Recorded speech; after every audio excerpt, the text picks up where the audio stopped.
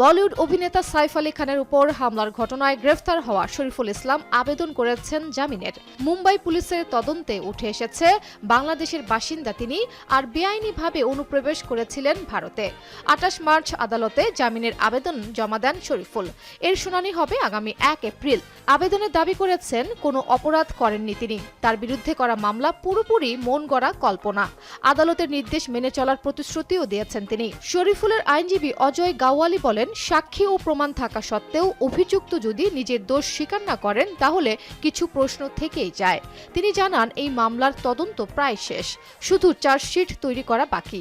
গত ১৬ জানুয়ারি মধ্যরাতে সাইফ আলী খানের বাড়িতে প্রবেশ করেছিলেন শরীফুল ইসলাম।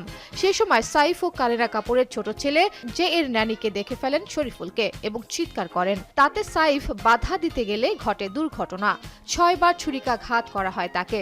গুরুতর আহত অবস্থায় হাসপাতালে নিয়ে যাওয়া হয় তাকে।